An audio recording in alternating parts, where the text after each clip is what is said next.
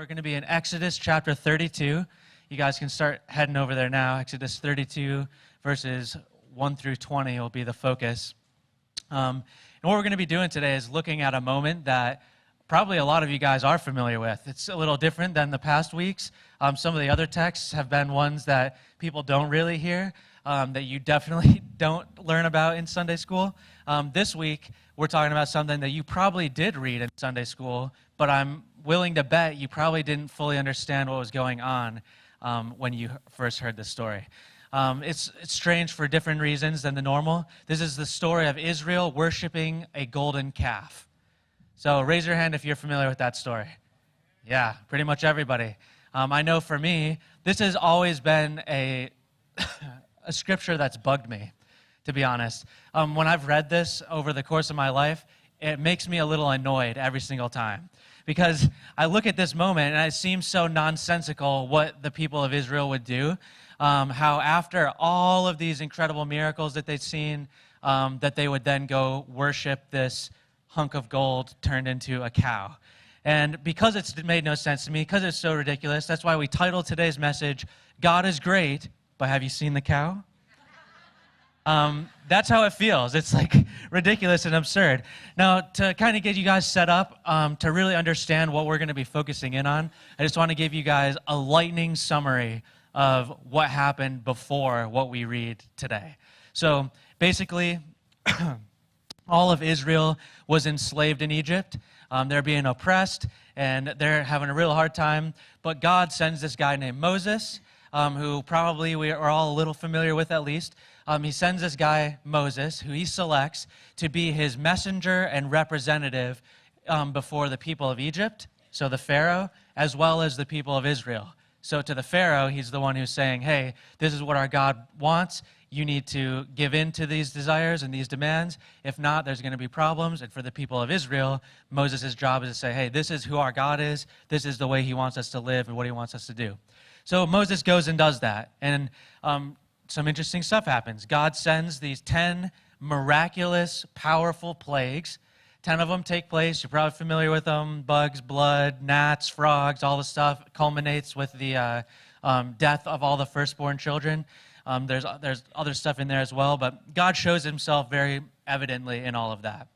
Now after all this, Pharaoh frees the people. He gives in, but he has a change of heart pretty rapidly, and he decides he's going to go after them after the people have left. So during that time, as the people have left, God protects the people of Israel powerfully through a pillar of fire at night as they walk through the desert, and through a pillar of cloud during the day. He's guarding them. He leads them to the Red Sea, and the Egyptian armies are coming up on them. And God, again, miraculously splits the Red Sea in half, lets the people of Israel walk across it on dry land as the Egyptians are pursuing them. God allows the waters to come back and wipes out the Egyptian army. So he protects Israel, and he shows his power over this powerful people that he's just displayed that he is greater than. So all of that happens. Now they're out in the desert. They need to survive. What does God do? Another miracle. Sends manna from heaven to provide food. Allows water to flow from a rock that Moses slaps, and they get drinking water. They're able to survive. All of that takes place. Next thing, Moses goes up on Mount Sinai, and God gives them the 10 Commandments. Okay? They get the 10 Commandments. 10 things, hey, this is what you guys need to be obedient to. This is how I want you guys to live. And then he also makes his covenant with them, or his promise.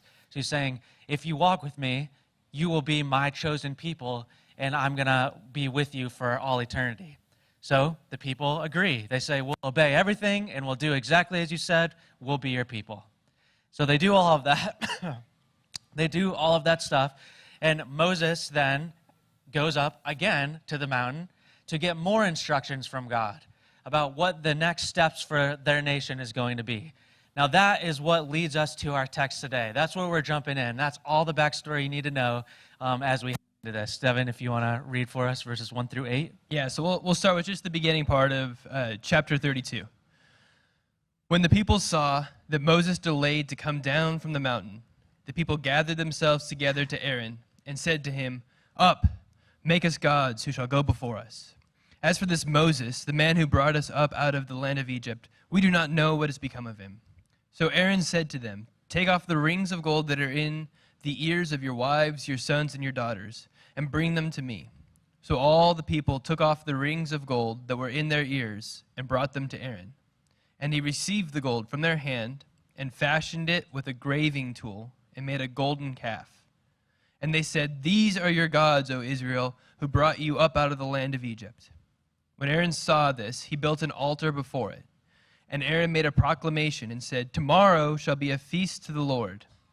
And they rose up early the next day and offered burnt offerings and brought peace offerings. And the people sat down to eat and to drink and rose up to play. And the Lord said to Moses, "Go down, for your people, whom you brought out of the land of Egypt, have corrupted themselves. They have turned aside quickly out of the way that I commanded them. They have made for themselves a golden calf and have worshipped it and sacrificed to it and said, 'These are your gods, O Israel, who brought you up out of the land of Egypt.'" So that's our text today. They're the first portion of it. A lot of weird stuff kind of starts to take place, strange things that we're seeing.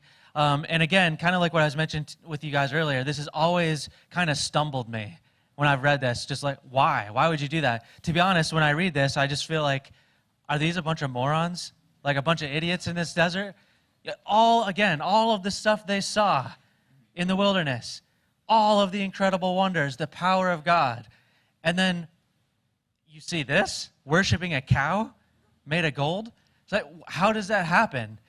But the thing is... Yeah, and you think about it too, and like one of the plagues God had brought was he killed all of the livestock. He killed the cows in Egypt, and then the Israelites decide to make a cow to worship. It makes no sense. Yeah, the whole thing just seems nonsensical, like I said earlier. It just doesn't make sense. But just like every other week, as we've studied all these different texts and these different kind of odd, strange moments in the Bible, there's a lot more going on there than we think. And I'm willing to bet, almost all you guys raised your hands, you said you knew this story. I'm almost willing to guarantee that a lot of what we're going to talk about today, you may never have heard before. You may never have realized was actually there under the surface. So let's go ahead and kind of start breaking it down. Let's kind of see where things go. So the problems all begin, like it said right there in verse 1. It begins because it said that Moses delayed coming down off the mountain. So like we said, Moses earlier, he had this moment. They had already received all the 10 Commandments, and now he goes back up the mountain to gain some more stuff. And in Exodus 24:18, it told us actually that when he went up there, he was up there for 40 days and 40 nights. So interestingly, one, if it is 40 days and 40 nights, it's a long time, over a month. But also 40 days and 40 nights, that terminology was pretty common. It was like just a way that you could say a long time. It was like a common just expression to mean he was gone for a very long while. So in this case, 40 days, 40 nights, we don't know exactly how long. Could have been actually 40 days. We just know he was there for a while. Now, the reason he's up there is because Moses is learning from God. God is teaching Moses how the people of Israel were to worship. So we learned that. If you go back later, you can read it yourself. Chapter 24, verse 12, when God calls him up, he says, "Hey, come up that I might instruct you so that you might instruct the people." So what he's instructing Moses in up on this mountain is actually the way that the people of Israel are supposed to worship God.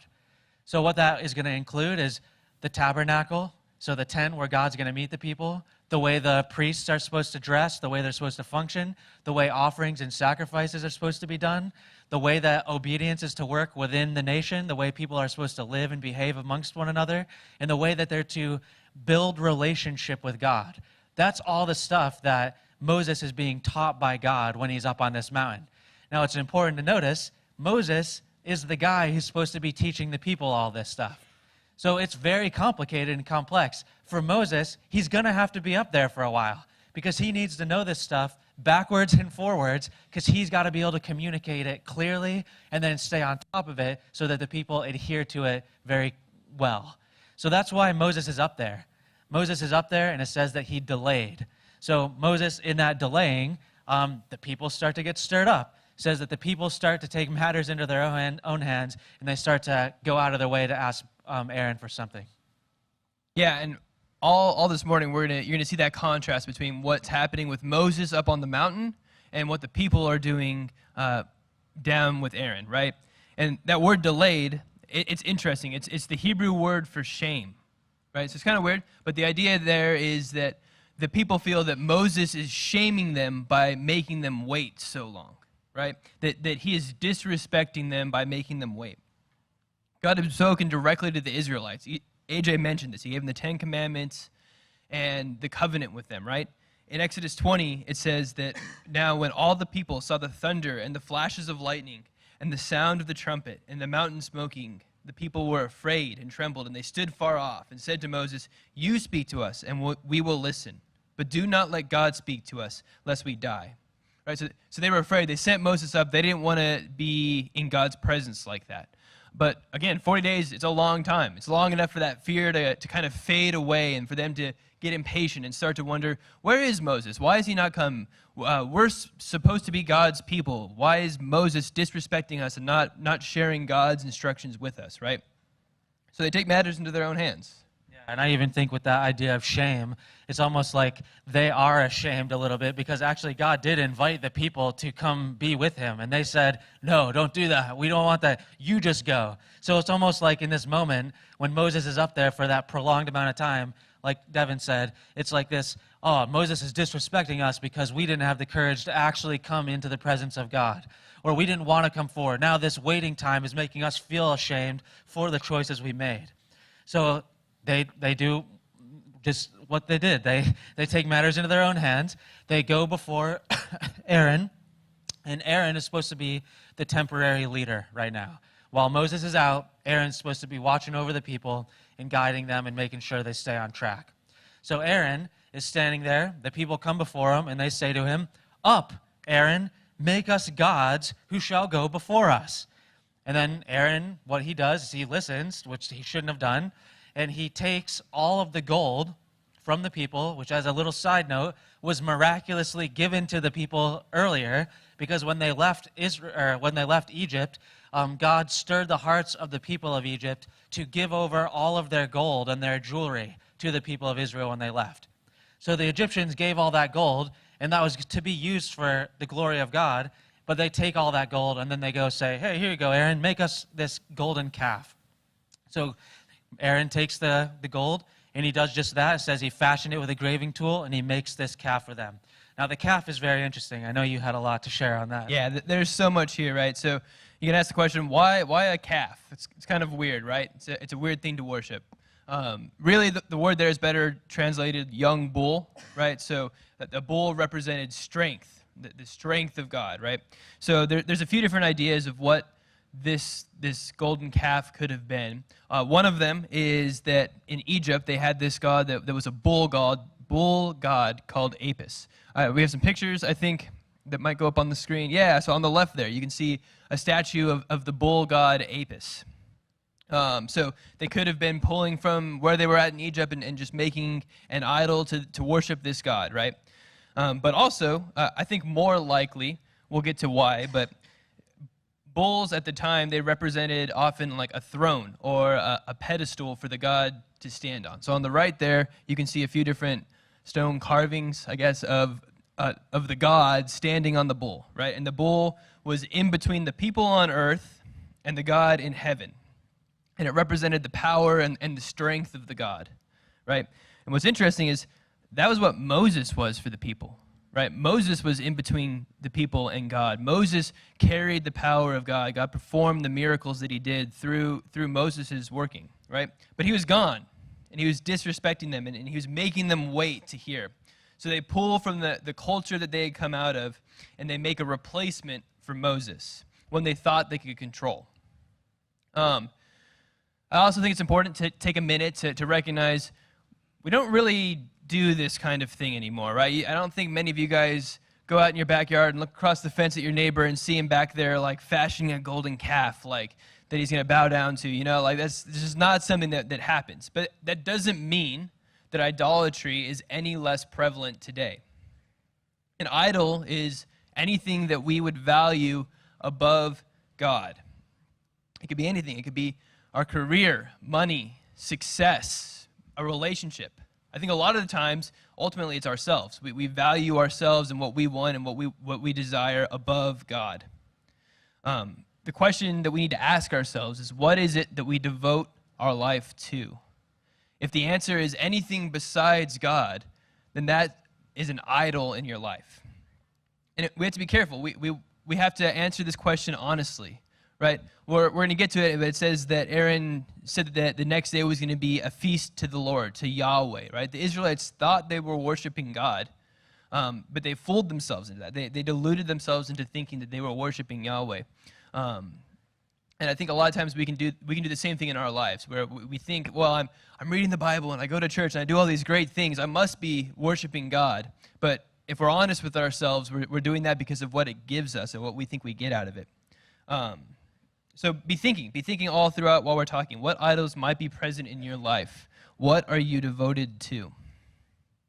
Yeah, so with this whole gold calf situation that we're reading about, there's a lot going on, and we're going to get more into it here. But what we do know for sure at this point in what we've read is that the decision that people have made is definitely breaking God's commandments, the ones that he gave them. Out of those 10 commandments, at least one of them, possibly two. I think definitely one, though, very specifically. The first two commandments, actually. So the first commandment was, you shall have no other gods before me. It sounds like they're breaking that because he asked them, or the people asked him, make us gods who shall go before us. So it seems like first commandment could definitely be getting broke there. The second commandment is that you shall make no idols. Specifically idols that are made that represent or look like land creatures or sea creatures or animals that fly. No idols that represent or look like those things. Well, they definitely did that. The cow is the land animal. So they definitely broke the second commandment. They for sure have. So what's interesting about that is amongst those possibly two commandments they definitely broke one, but they're also breaking their covenant agreement. That they would say, hey, yeah, we will enter into this promise with you, that we're going to be your people and be obedient. So it's not just the one commandment that they're breaking, it's the covenant itself that they've broken by doing this stuff. So what happens next is, after the calf is made, is Aaron takes that calf and then he builds an altar in front of it for sacrificing. And then after that, he says that he proclaimed a feast to the Lord. Now, Devin kind of alluded to this already, but this is where things get very interesting. And this is where my perspective honestly got very changed on what I used to think about when I read this text. Because Aaron's words are odd. What he says is not what you'd expect. They just made this calf that they're going to worship now. But then what Aaron actually speaks is he says, we're going to have a feast to the Lord. The word Lord there means Yahweh. That's God. That's the God that they are supposed to be worshiping. So what you see there is what we're witnessing is Israel attempting to insert their own plans for worship of God. So what that shows us is that the calf wasn't replacing God. Like Devin said earlier, the calf was actually replacing Moses. And when you think about that and you understand that, that changes a lot of things about what's actually happening right now. So all this stuff kind of takes place. The people, what we notice there, is they desire God. They do. They want to have this like connection and relationship to God. They're able to recognize that this God that they were following is a powerful, intense God who is different than most other gods. So they recognize that. They desire to be connected to that. But the problem is they wanted that God on their terms. So Moses, while he's up on that mountain, basically getting the terms and conditions from God of how they're to worship, Moses, while he's up there, the people are impatient. They're like, we're not waiting anymore. We're going to do this our way. We're going to worship God the way that we want to do it. So they start inserting their own culture, where they came from, Egyptian culture, like Devin shared, with bulls and the way that the gods of Egypt were worshipped. They start inserting that type of worship into the worship of the true God.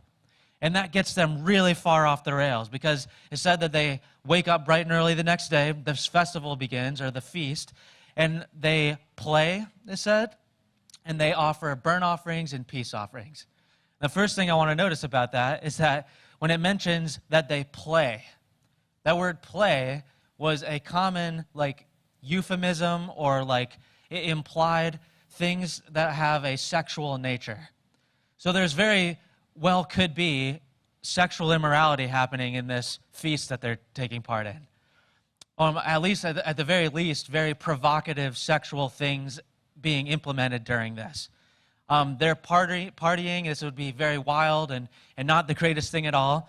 And as they're doing all of this, it's so interesting to see what the people are doing and expecting, because in trying to worship Yahweh, they're doing all of this stuff that God clearly said, not acceptable. I don't want that. That's not how you get to me. That's not good. But for the people, they're very much okay with, well, how bad could it really be? And they're willing to kind of fudge the lines around and kind of push the limits and say, well, it was okay over here. Let's just go ahead and do that. I mean, back in Egypt, no one had a problem with it there. This God's going to be totally fine with it too. Let's do it our way. So they start to do that, as well as the playing, the feasting, all the craziness with that. But they're doing these offerings, so the burnt offerings and the peace offerings. The burnt offering is like an offering where you burn an entire animal. So it burns up to nothing. The second part of that, the peace offering, is where it gets really interesting. It says that a peace offering, if you look into it a little deeper, it means sacrifice for friendship or an alliance. So again, what you see the people doing is they are doing this whole festival or feast for Yahweh, for Jehovah, the real Lord. But in the midst of doing this feast, they are doing sexual immoral things. They are getting drunk. They are treating one another in ways they shouldn't be treating each other. They are giving burnt offerings to God in order to appease him, to make an alliance with God. And it's so ridiculous because they are in active obedience or disobedience. How do they expect to be close to God and make God pleased while they are doing exactly the stuff God said not to do? Like, you can't do that. And while they're doing this stuff, they think they're justifying themselves. In all of the stuff they're doing, they think God's looking down on them and saying, oh, that's good. We're justifying ourselves before God by doing all this stuff. He's going to sign off on it, even though it's not what he said he wanted, but he's going to be okay with it. That's what their expectation is. Yeah, and I think it's really interesting, too, the sacrifices. If you think about them, these are just wasted and empty sacrifices that they made, right? They gave up animals. They gave up gold to make the calf. All of these things for something that did absolutely nothing for them. And meanwhile, Moses is being instructed by God in how to design a place of worship for God, a tabernacle that gold would go to into its creation, and animals would be sacrificed there. So the gold that the Israelites could have used to fashion the tabernacle, to fashion a place of worship for God, it was instead used to fashion an empty statue. The animals that could have been sacrificed as an offering to the Lord are instead wasted at the foot of an idol. And then it gets even worse in a sense than that, right? The eating and drinking and that play that AJ was talking about, right? The people were just indulging in drunkenness and sex and doing whatever they wanted to do, thinking that they were worshiping God, right? Again, Moses up on the mountain being instructed on how to worship, but also how the Israelites are to participate in God's redemptive plan for the whole earth, right? It started back with Abraham and God's promise to Abraham that through his descendants that all of the nations on the earth would be blessed. And Israel at Sinai, they're stepping into the next part of that plan of what God's doing. But ultimately what Israel is doing, right, they're not stepping into that. They're just doing whatever they feel like. They're indulging in what they would like to do. They're trading eternal purpose for temporary pleasure. Ultimately, they're just worshiping their own warped desires. Yeah, so you see this crazy scene. They're worshiping, they're doing their sacrifices, they're partying, they're doing all this stuff, thinking it's justifying them before God. Meanwhile, it's not justifying them. It's actually upsetting God quite a lot, because it says right after this that the Lord speaks to Moses and he tells Moses, go down because the people have corrupted themselves. Now that's interesting. That word corrupted, the actual definition of it in the original language means spoiled or ruined. So while the people are there thinking, oh, we're justifying ourselves before God. We're taking all this stuff that we used to do, but now we're going to do it in a way that makes God happy. We're going to do it our way. They're doing all this stuff, and God looks down and says, you have ruined yourselves. You spoiled yourselves. You're not useful anymore. Ultimately, what God's getting at in making that comment is that they have demolished their opportunity for relationship with him. That's what he's trying to say to Moses. That's a pretty heavy, weighty thing. What they're doing is not a joke. It's not just funny. It's not something just to gloss over. So after this moment, when God has spoken this, he said, hey, they corrupted themselves. Some interesting stuff happens in verses 9 through 14. Now, we don't have time to read it. You guys can go read it later, but I'll just kind of sum it up super quick for you. What happens in these verses is God is ready to wipe out the people of Israel. It's like they are stiff-necked, stubborn, they don't care, they turn so quickly, they deserve to be wiped out, so I will wipe them out, and we'll start fresh with you, Moses, and we'll build the lineage out from you. Well, Moses, instead of being like, cool, do that, Lord, he says, no, Lord, don't do that. And he becomes a mediator for the people of Israel. He starts to stand between the wrath of God and the people who deserve the wrath of God. And he argues for their salvation, essentially, that they would be saved. That's what he talks to God about, and God relents. It says that God changes his heart and says, okay, I won't wipe them out, but you need to go down to them. You need to go speak to these people. And that's what leads us to the verses we will read, verses 15 through 20, if you want to read here. Or actually, before that, did you have anything? Okay. Verses 15 through 20. I was getting ahead of myself. Didn't want to cut him off. It says, then Moses turned, and he went down from the mountain with the 2 tablets of the testimony in his hand. These are the tablets that were written on both sides. On the front and on the back they were written. And the tablets were the work of God, and the writing was the writing of God, engraved on the tablets. And when Joshua heard the noise of the people as they shouted, he said to Moses, there is a noise of war in the camp. But Moses said, it's not the sound of shouting for victory or the sound of a cry of defeat, but the sound of singing that I hear. I just want to make a quick pause.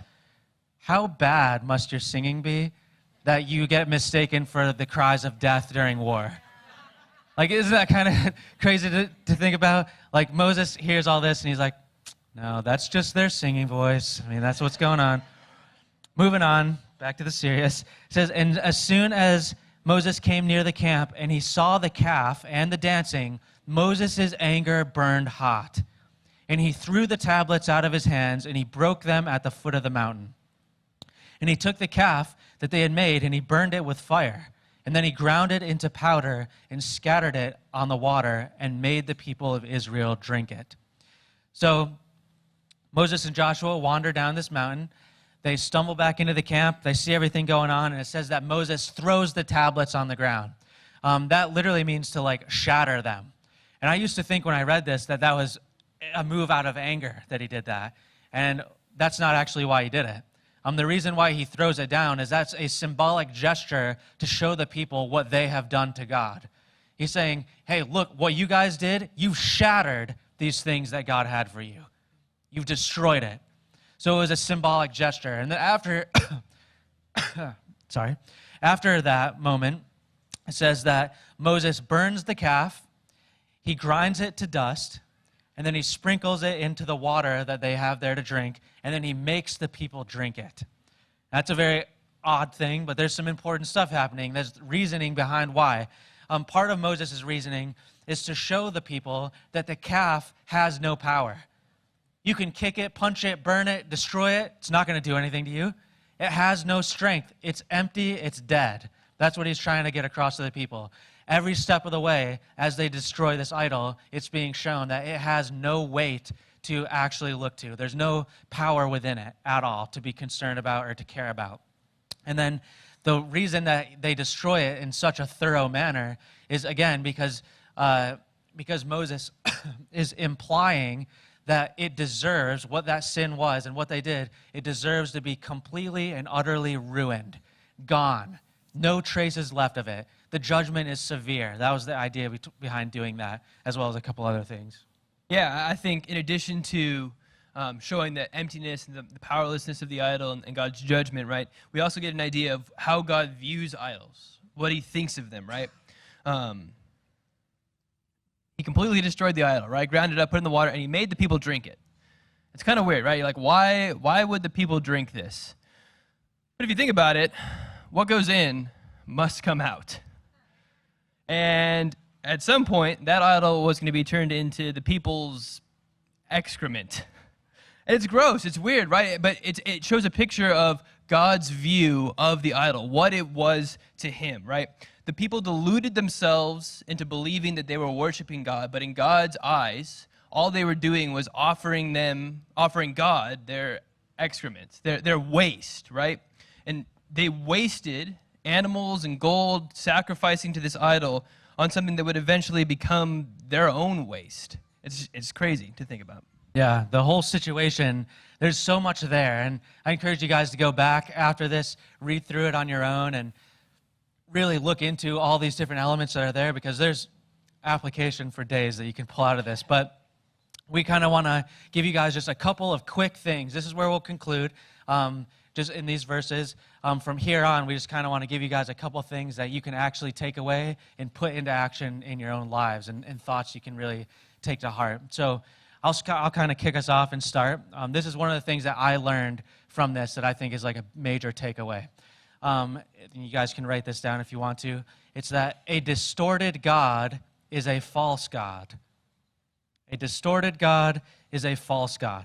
So again, Israel wasn't very concerned, obviously, with worshiping God his way.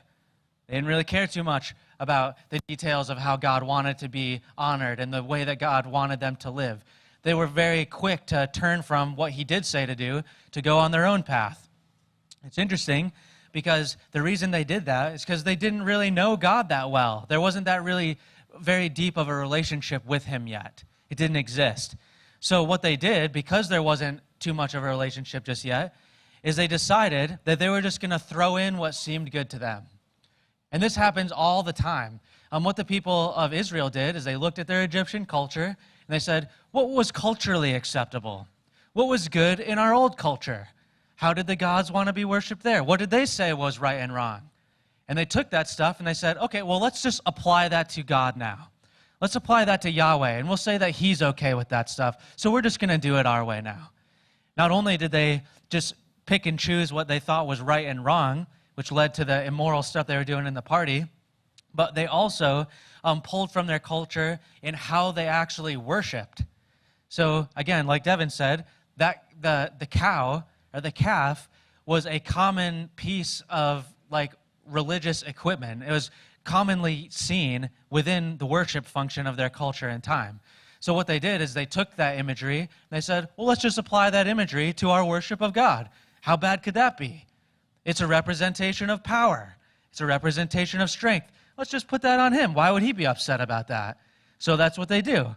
Not only that, the way that they go about celebrating him with the burnt offerings and stuff, they're doing that all based on how their culture used to function. And they're saying, okay, we're going to do all this stuff, and God's just going to be all right with it. But the truth is, what they wound up worshiping by doing all of that wasn't God at all. In fact, all it was just a dead idol. It was a false god. Had no power to do anything for them. Had no power to build relationship and bond with them. It was dead. Now, what I think is interesting about that is because when I look at that situation with the people, the way that they worshiped, and they're willing to go out on a limb and do things that they shouldn't have because of what they didn't understand. It reminded me a lot of what Jesus spoke to the woman at the well. If you think about this moment, there's this lady, she's a Samaritan woman, and the interesting thing about the Samaritans is they were a people group who were relatively familiar with what the Jewish people believed, which was that there's going to be a coming Messiah, there's going to be a Savior. The thing was, they worshiped that same kind of towards Yahweh. They worshiped the same God ultimately, but they had a lot of things twisted.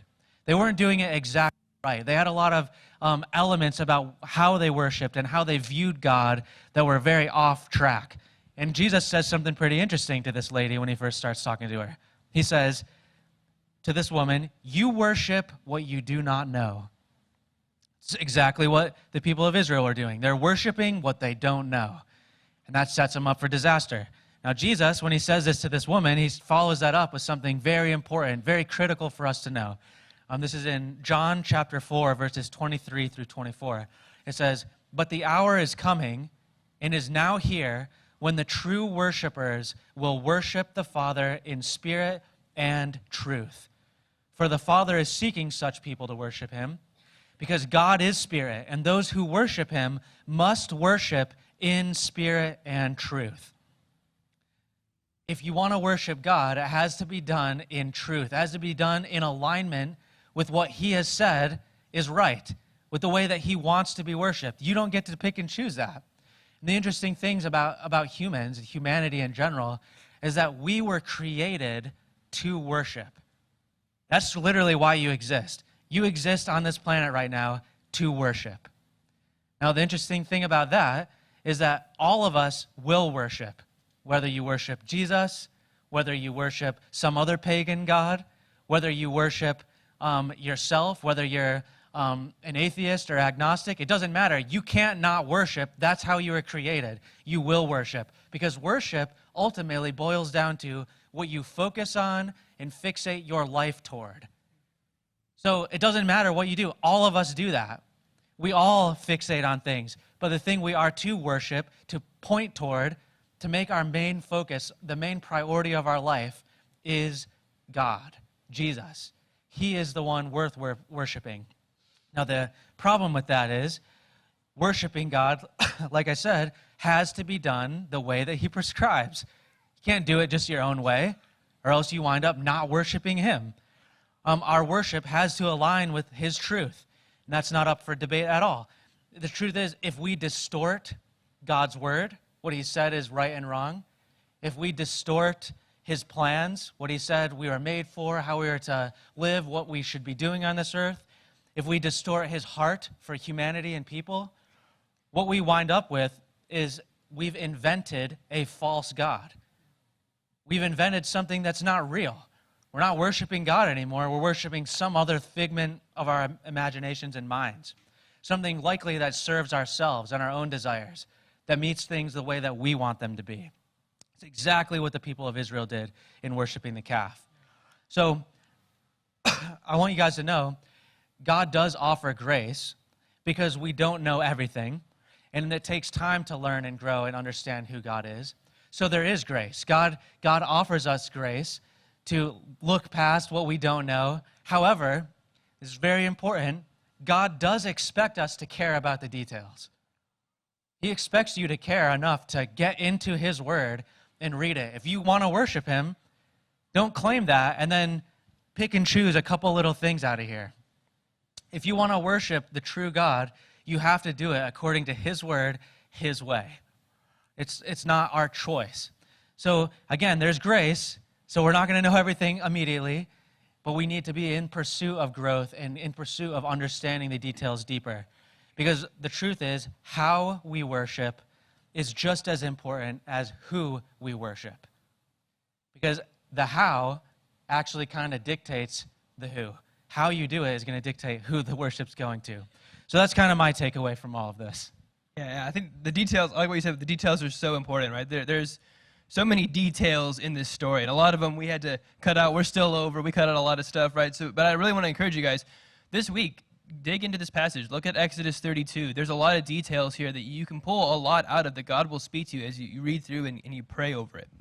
But the challenge I wanted to leave with you guys is this. Destroy the cow. Jesus is better.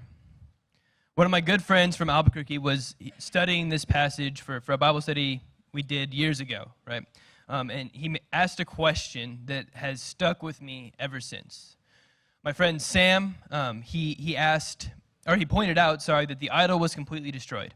And then he asked the question, what would it look like for us to completely destroy the idols in our lives?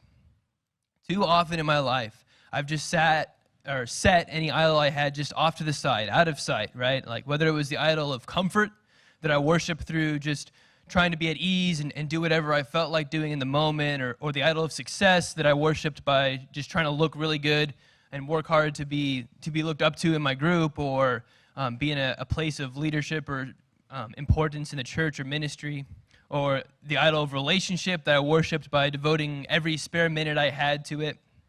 Any of these idols, right? I would just set them to the side. It was easier to do that, right? It was easier to just kind of put it out of the way and not think about it and go to church and be in group and do whatever, right? But the work is hard. Destroying idols is hard work, I'm sorry. It takes time. Moses went through a labor of destruction, right? It was difficult but necessary work. And the work that Moses did revealed the emptiness of the idol and the all-surpassing worth of Jesus, of God, the Lord. The best God that the Israelites could put together was turned into excrement, was waste before the Lord. It was worthless. Anything that you would put before the Lord is ultimately worthless. We see an example of this from Paul in Philippians chapter 3, right? In Philippians 3, he gives this long list of all of his accolades and everything that he built his life around before Christ, that he was the most religious of people, that he had the best teacher, he followed the law perfectly, all of these things. And then he says in verse 7 of chapter 3, whatever gain I had, I counted as loss for the sake of Christ. Indeed, I count everything as loss because of the surpassing worth of knowing Christ Jesus my Lord. For his sake, I have suffered the loss of all things and count them as rubbish. I've gotten rid of them. I've destroyed them in order that I may gain Christ. In the Gospels, Jesus says this in a parable, right? Matthew chapter 13, he says, the kingdom of heaven is like a treasure hidden in a field, which a man found and covered up. Then in his joy, he goes and he sells all that he has and he buys that field, right? He sells everything that he had accumulated before, everything that he had. It was worthless in comparison to this treasure that he found. And it was his joy. He was excited about it, right? And so I think that same mindset of we have an opportunity to participate in the kingdom of God, to be in relationship with God, and it is so much better than anything we might have built up, anything that we might have had before, that we sell it all, we destroy it, we get rid of it, right? The Israelites were offered a chance to participate in God's plan of redemption, and instead they chose to make a golden cow. We've been offered a chance both to be redeemed and to play a part in God's redemptive work. There's no greater purpose or value than devoting your life to God and his kingdom. But you must destroy the cow. I'll leave you with these words of Jesus from Mark.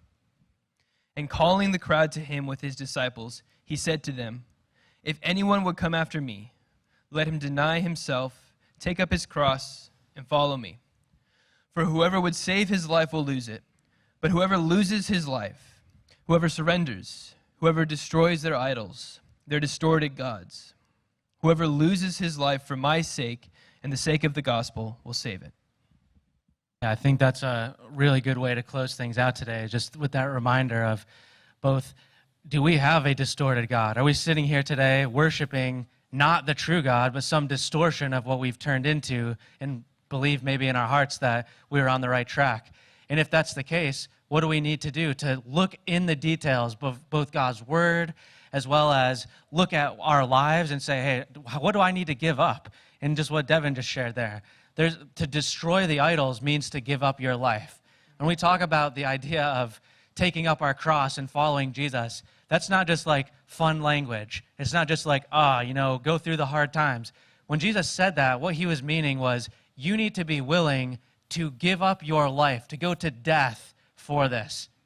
If you want to follow me, you need to surrender your whole life. You're no longer your own. That's what we're called. It's, I think, a great reminder, like what you just shared there, is we have to destroy the cow and understand that Jesus is truly better. The kingdom of God is so much better than anything that we could ever make up as our idol and follow.